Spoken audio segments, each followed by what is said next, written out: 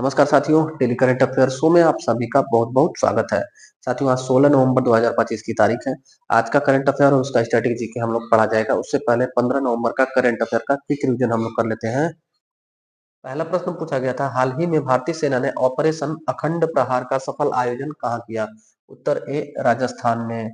दूसरा प्रश्न पूछा गया था, अक्टूबर 2025 के ICC player of the month award की घोषणा हुई, जिसमें पुरुष वर्ग में सेनुरन मुथुसामी को प्लेयर ऑफ द मंथ चुना गया। यह किस देश के हैं? तो दक्षिण अफ्रीका के हैं। दक्षिण अफ्रीका के पुरुष और महिला दोनों लोगों को ICC player of the month October 2025 चुना गया। तीसरा प्रश्न पूछा गया था, संशोधित भारत नेट योजना को पूरे राज्य में सफलतापूर्वक लागू करने वाला पहला राज्य कौन बना? तो उत्तर डी, पंजाब। चौथा प्रश्न पूछा गया था, हाल ही में भारत श्रीलंका संस्कृत महोत्सव का आयोजन किस विश्वविद्यालय में किया गया? तो श्रीलंका के कोलंबो विश्वविद्यालय में। पांचवा प्रश्न पूछा गया था, विश्व दयालुता दिवस कब मनाया जाता है? सी, 13 नवंबर को मनाया जाता है। हाल ही में किस सिंगर का नाम Guinness book of world records में दर्ज हुआ? उत्तर ए, पलक मुच्छल। सातवां प्रश्न पूछा गया था, हाल ही में रियल क्राफ्ट पोर्टल किसने लॉन्च किया? उत्तर ए, मत्स्य पालन, पशुपालन और डेयरी मंत्रालय। आठवां प्रश्न पूछा गया था, भारत ने किस देश को ऊर्जा परियोजनाओं के लिए 4,000 करोड़ रुपए का रियायती ऋण देने की घोषणा की? उत्तर ए, भूटान देश को। ये था साथियों कल के करंट अफेयर का क्विक रिवीजन। हम पढ़ते हैं आज का करंट अफेयर। पहला प्रश्न पूछा गया है, जर्मन वाच के जलवायु जोखिम सूचकांक 2025 में वर्ष 1995 से 2024 के लिए भारत का कौन सा स्थान मिला? मतलब हमारे भारत की क्या रैंकिंग है, ये पूछा गया है। जलवायु जोखिम सूचकांक 2025 में 30 वर्ष का जो इकट्ठे आया है, 1995 से लेके 2024 30 वर्षों के जलवायु जोखिम सूचकांक में हमारे भारत का स्थान है 9वां स्थान। ये जर्मन वाच संस्थान के द्वारा जारी किया गया। जर्मन वाच संस्थान के द्वारा। इसी में अगर वार्षिक रैंक पूछा जाए तो हमारे भारत का 15वां स्थान है। जलवायु जोखिम सूचकांक 2025 में वार्षिक रैंक में भारत का 15वां स्थान है और 30 वर्ष का जो रैंकिंग आया उसमें 9वां स्थान हमारे भारत का है। यह सारा रैंकिंग आया साथियों कोप 30 सम्मेलन में। कोप 30 सम्मेलन अभी हाल ही में ब्राजील के बेलेम शहर में आयोजित हुआ। वहीं पर जलवायु जोखिम सूचकांक 2025 में 30 वर्षों की रैंकिंग में भारत का 9वां और वार्षिक रैंकिंग में 15वां स्थान है। दूसरा प्रश्न पूछा गया है, ओजोन परत को नष्ट करने वाले पदार्थों पर मॉन्ट्रियल प्रोटोकॉल के पक्षकारों की मोप 37 बैठक कहाँ हुई? उत्तर डी, नैरोबी। केनिया की राजधानी नैरोबी में हुआ साथियों। क्या? तो मोप 37 बैठक, MOP मॉन्ट्रियल प्रोटोकॉल 37 बैठक अभी हाल ही में हुआ, 37वें क्रम का है। अगर आप देखें साथियों तो 16 सितंबर 1987 को कनाडा के मॉन्ट्रियल शहर में एक समझौता होता है जो ओजोन परत यानी ओथरी के संरक्षण के लिए, इसलिए इसको कहा जाता है मॉन्ट्रियल प्रोटोकॉल। और इसीलिए हर साल 16 सितंबर को ओजोन परत संरक्षण दिवस मनाया जाता है। इस संरक्षण दिवस की शुरुआत 1994 में होती है। 1994 में ओजोन परत संरक्षण दिवस पहली बार मनाया गया। तब से हर साल 16 सितंबर को दुनिया भर में ओजोन परत के संरक्षण के प्रति जागरूकता के लिए ओजोन परत संरक्षण दिवस मनाया जाता है। कारण है कि 16 सितंबर 1987 ईस्वी को कनाडा के शहर मॉन्ट्रियल में एक समझौता होता है ओजोन परत के संरक्षण के लिए। उसके बाद से हर साल सम्मेलन होता है। 2025 में केनिया की राजधानी नैरोबी में मोप 37 होता है। ओजोन परत को नष्ट करने वाले पदार्थों पर मॉन्ट्रियल प्रोटोकॉल। साथियों क्या है ओजोन? ओजोन को अगर हम देखें तो एक ऑक्सीजन होता है और एक नवजात ऑक्सीजन होता है। ये जब दोनों मिलते हैं, क्रिया करते हैं, तब O3 का निर्माण होता है। नवजात ऑक्सीजन और एक ऑक्सीजन से ओजोन का निर्माण होता है। ओजोन हमारे पृथ्वी के वायुमंडल के समताप मंडल में रहता है, जो सूर्य से आने वाली हानिकारक यूवी रेस होती है, पराबैंगनी विकिरण जो होती है, इनसे पृथ्वी को सुरक्षित करने का कार्य करता है ओजोन परत। इस ओजोन के परत को क्लोरोफ्लोरोकार्बन यानी CFC ने हानि पहुंचाई और 1990 के दशक में देखा गया कि ओजोन के परत में छिद्र है। इसी के वजह से 1987 में ये समझौता होता है और आगे इसके प्रति जागरूकता के लिए CFC को बैन किया जाता है और तमाम कार्यक्रम आयोजित किए जाते हैं। तीसरा प्रश्न पूछा गया है, भारत वियतनाम सेनाओं के बीच सैन्य अभ्यास विमबैक्स 25 का कौन सा संस्करण प्रारंभ हुआ? उत्तर छठा संस्करण। 6वें क्रम का विमबैक्स एक मिलिट्री एक्सरसाइज हुआ है जो हमारे भारत और वियतनाम के मध्य होता है। अगर देखें वी से वियतनाम और IN से हो जाएगा इंडिया और बी से बाइलिटरल यानी द्विपक्षीय और ये EX होगा साथियों, एक्सरसाइज। विम्बेक्स एक्सरसाइज भारत और वियतनाम की सेना के बीच द्विपक्षीय सैन्य अभ्यास 2025 में छठा संस्करण हुआ। कहाँ आयोजन हुआ? वियतनाम की राजधानी हनोई में आयोजन हुआ। चौथा प्रश्न पूछा गया है, हाल ही में अर्थ शॉट पुरस्कार 2025 के विजेताओं की घोषणा कहाँ हुई है? उत्तर डी, ब्राजील में। ब्राजील में बेलेम में साथियों कोप 30 सम्मेलन हुआ। उसी ब्राजील देश में म्यूजियम ऑफ टुमारो में अर्थ शॉट पुरस्कार 2025 की विजेताओं की घोषणा की गई, जिसमें 5 संस्थाओं को विजेता घोषित किया गया।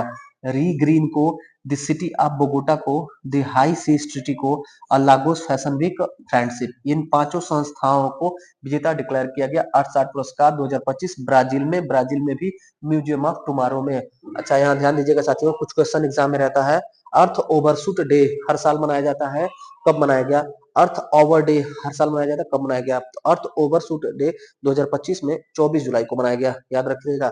और अर्थ ओवर डे 22 मार्च को मनाया गया। होता क्या है साथियों, इसको ऐसे समझिएगा कि अगर आपको 5,000 रुपए दिया जा रहा है, कहा जा रहा है कि एक महीने खर्च चलाना है 5,000 रुपए में, आप क्या कर रहे हैं, उसको 20 दिन में ही खत्म कर दे रहे हैं, तो आपका डेडलाइन महीने का 20 तारीख होगा। वही चीज है कि एक वर्ष में हम जो है प्रकृति के द्वारा जो संसाधन है, जिसको 1 तारीख से लेके 365वें दिन तक खर्च करना चाहिए, हम लोग 24 जुलाई को खत्म कर दे रहे हैं। ओवरशूट हो रहा है, उसके बाद से हम प्रकृति के कर्जदार हो जा रहे हैं। इस वर्ष 2025 में अर्थ ओवरशूट डे मनाया गया 24 जुलाई को। उम्मीद है समझ में आया होगा। फिर से समझाने का प्रयास करते हैं आपको कि अगर एक वर्ष में जो संसाधन, प्राकृतिक संसाधन हमको प्रयोग करना अपने जीवन के लिए, उसको हम लोग समय से पहले ही 1 साल का खर्च कर दे रहा है, तो वो 24 जुलाई का डेट था इस वर्ष, जो 24 जुलाई तक हम लोग एक वर्ष के संसाधनों का उपभोग कर लिए। उस डेट को यादगार बनाने के लिए अर्थ ओवरशूट डे मनाया जाता है कि इस दिन तक मनुष्य ने 1 साल के प्राकृतिक संसाधनों का उपभोग कर लिया है। यह है earth hour day. Earth hour day इस साल 22 मार्च को मनाया गया साथियों, 22 मार्च को मनाया गया। ये क्या होता है? अर्थ आवर डे का मतलब हुआ कि बिजली के ऊर्जा के संरक्षण के लिए पूरे दुनिया के देशों से अपील किया जाता है कि 1 घंटा अपना बिजली ऊर्जा बंद करके रखें। यानी कि जो हमारी इलेक्ट्रिसिटी घर की सप्लाई है, उन सभी को बंद करने के लिए, 1 घंटा बंद कर देने के लिए अर्थ आवर डे मनाया जाता है। दुनिया के सभी विकसित देशों के द्वारा, विकासशील देशों के द्वारा अपील किया जाता है कि 1 घंटा बिजली बंद करें। तो इस वर्ष 2025 में अर्थ आवर डे यानी कि बिजली बंद करने वाला, 1 घंटा बिजली बंद करने वाला दिवस कब मनाया गया? 22 मार्च को मनाया गया साथियों।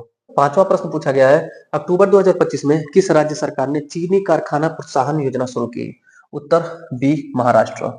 महाराष्ट्र साथियों, जो कुछ समय पहले चीनी का सर्वाधिक उत्पादन करता था, अभी वर्तमान में उत्तर प्रदेश चीनी का सर्वाधिक उत्पादन कर रहा है 2023 के बाद से।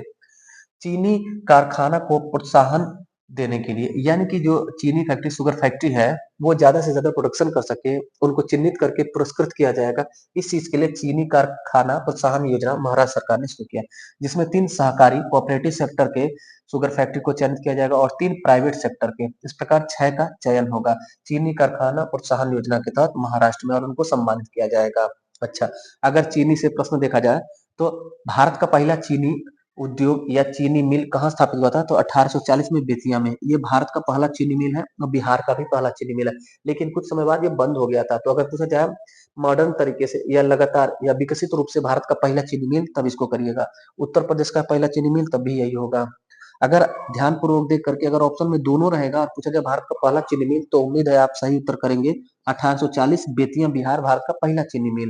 लेकिन नियमित रूप से और आधुनिक तरीके से 1903 में प्रतापपुर देवरिया में पहला चीनी मिल उत्पादन होता है, पहला चीनी मिल स्थापित होता है और चीनी का उत्पादन होता है 1903 और 1840। अच्छा, चीनी उत्पादन में दुनिया में कौन शीर्ष पर है? तो ब्राजील है साथियों। कुछ समय पहले चीन में सर्वाधिक उत्पादन होता था। एक समय था कि हमारे भारत में भी होता था, लेकिन आज अपडेटेड है कि ब्राजील शीर्ष पर है चीन उत्पादन में, सेकेंड पर भारत है, और चीन जो है चौथे 5वें स्थान पर चला गया है चीनी उत्पादन में। चीनी उत्पादन साथियों गन्ना से होता है और चुकंदर से होता है, गन्ना और चुकंदर से। महाराष्ट्र सबसे ज्यादा चुकंदर से चीनी उत्पादन करता है, और गन्ना से हमारे उत्तर प्रदेश में चीनी सर्वाधिक उत्पादन होता है, और गन्ना का भी प्रोडक्शन सबसे ज्यादा हमारा उत्तर प्रदेश करता है। छठा प्रश्न पूछा गया है, हाल ही में विजयनगर काल के अंकित 103 स्वर्ण सिक्कों की खोज कहाँ हुई है? उत्तर तमिलनाडु में। तमिलनाडु में गोल्ड गोल्ड कॉइन की खोज की गई है, विजयनगर साम्राज्य के समय की है। कहाँ पर? तमिलनाडु के तिरुवन्नामलाई जिला में जव्वादी पहाड़ी के पास एक शिव मंदिर था, उसी का निर्माण जीर्णोद्धार पुनर्निर्माण हो रहा था, वहीं पर यह खोजा गया। 103 स्वर्ण सिक्कों की खोज की गई जो विजयनगर काल के हैं। विजयनगर काल की बात की जाए तो 1333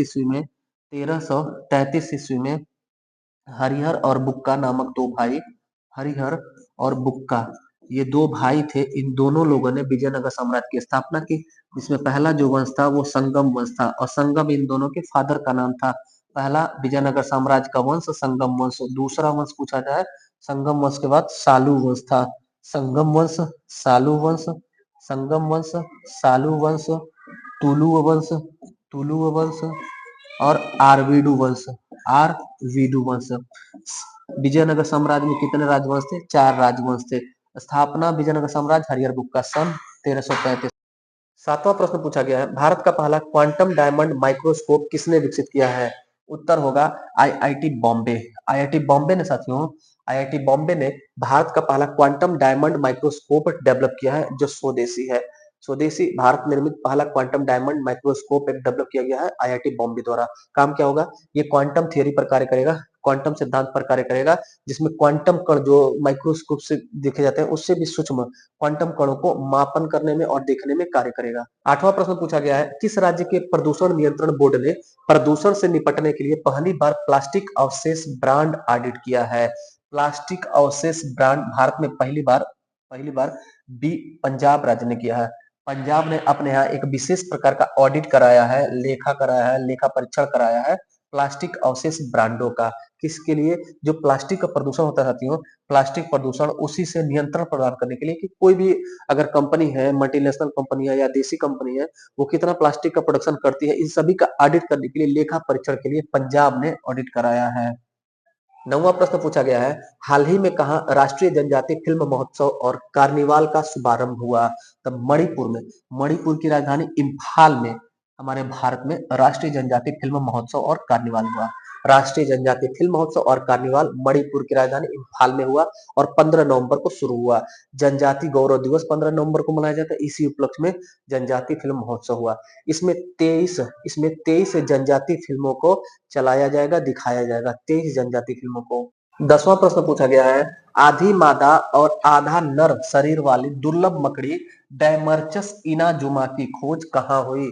उत्तर होगा थाईलैंड। थाईलैंड में एक विशेष मकड़ी खोजी गई जिसका नाम है साथियों, नाम डायमर्चस इनाजुमा। खासियत यह आधी मादा और आधा नर है। कहाँ पर? थाईलैंड में। मकड़ी के बारे में याद रखिएगा, मकड़ी की 8 पैर होती है, 8 टांगे होती है, यानी कि 4 जोड़ी होती है, इसीलिए इसको कीट नहीं कहा जाता है। मकड़ी कीट श्रेणी में नहीं आता साथियों। कीट उसे कहते हैं जिसके 6 पैर होते हैं, उनको कीट कहा जाता है। ऐसे आप एक शब्द याद रखिएगा, युगलीना।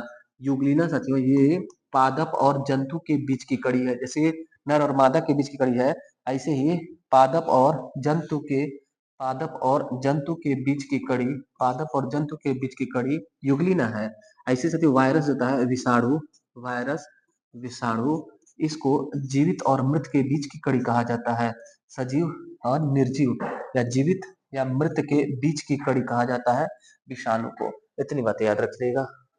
11वां प्रश्न पूछा गया है, किस राज्य के दो पारंपरिक लेप्चा संगीत वाद्य यंत्र तुंगबुक और पुंगटोंग पुलित को जीआई टैग मिला है? यानी कि साथियों दो वाद्य यंत्र है, लेप्चा संगीत वाद्य यंत्र है तुंगबुक और पुंगटोंग पुलित, इसको जीआई टैग प्रदान किया गया। तो अगर हम देखें लेप्चा साथियों, लेप्चा और नेपाली सिक्किम की भाषा है, लेप्चा और नेपाली सिक्किम की भाषा है, तो लेप्चा संगीत वाद्य यंत्र भी सिक्किम का ही होगा। उम्मीद है सिक्किम का होगा। लेप्चा संगीत वाद्य यंत्र सिक्किम का है साथियों, नाम है उसका टुंगबुक और पुंगटोंग पुलित। इसको जीआई टैग प्रदान किया गया, इसलिए यह चर्चा में है साथियों। अच्छा, हम लोग बात करेंगे जीआई टैग पर। जीआई टैग के लिए 1999 में जीआई एक्ट बनता है, जियोग्राफिकल आइडेंटिफिकेशन। किसी भी स्थानीय उत्पाद को राष्ट्रीय स्तर या अंतर्राष्ट्रीय पहचान देने के लिए जीआई एक्ट 1999 में शुरू हुआ।